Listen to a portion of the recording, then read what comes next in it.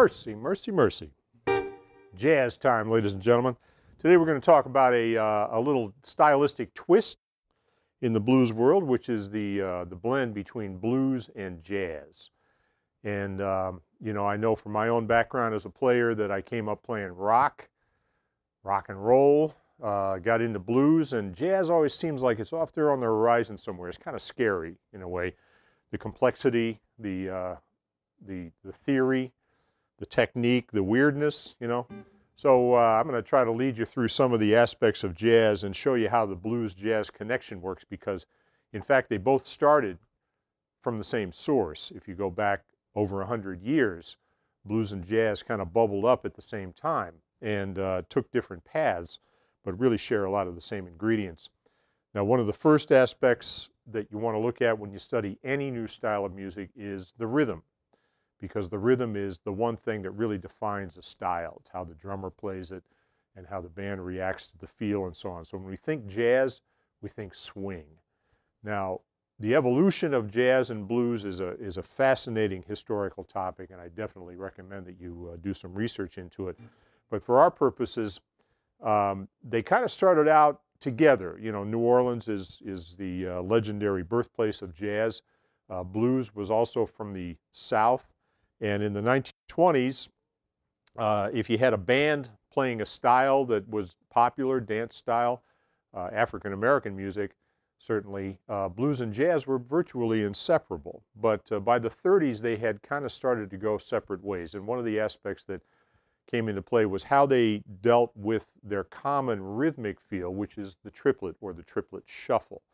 Now, when you take a beat and you divide it into 3 parts, you get 1, 2, 3, 1, 2, 3, 1, 2, 3, 1, 2, 3. Leave out the middle and you get the shuffle. 1. Now, that feel, that triplet shuffle, is at the heart of both blues and jazz, but the interpretation is quite different. In the 1930s, there was a pop music craze called Boogie Woogie. And Boogie Woogie was a piano style. The left hand of the piano would play these big bass patterns, and the right hand would sort of alternate against the bass patterns.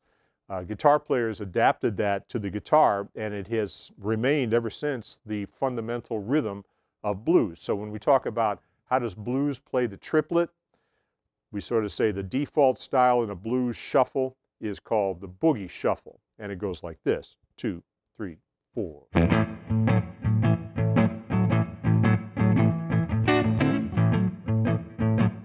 Right, very familiar pattern. Now, what you've got is a downbeat and an upbeat, both being expressed very clearly and very consistently. It's just a hard drive in style. And what we're doing on the guitar is kind of creating the effect of that left-hand, right-hand thing on the piano. Now, where jazz differed was around that same period of time, the most popular musical style in America was called swing. And swing and boogie are really very similar to each other. But as jazz evolved, it started to emphasize, in the very technical sense, emphasize the downbeat, almost to the exclusion of the upbeat. Whereas in blues, you've got da, da, da, da, da. In jazz, it's more like ta, ta, ta, ta, ta, ta, ta, ta, ta. And this is a rhythm that's expressed by the drummer. You hear it most prominently on the cymbal. Now, I'm going to play you a little example here of a rhythm track with a guy playing jazz drums and a typical bass pattern, and you can hear what that rhythm sounds like. Now, as I'm playing and listening, I'm going to take my right hand and try to create the sound of the cymbal by hitting the muted strings on the guitar. Here we go.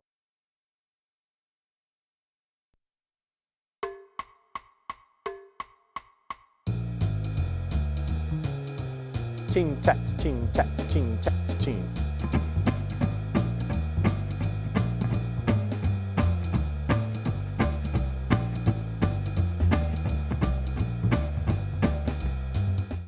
All right, now I got the feel.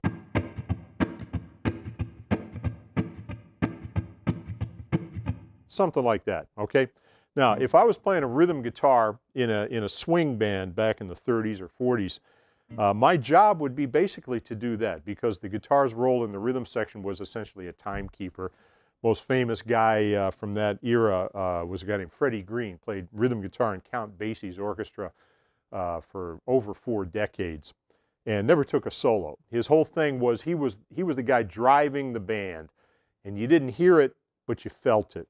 So in order to create that style, there's certain chord patterns that guys developed, and I went into this in an earlier column, so I'm not going to get into it deeply, but basically these are called shell voicings, and what it is just the heart of the chord. I've got a B flat chord, the root, the 7th, and the 3rd. 3 notes.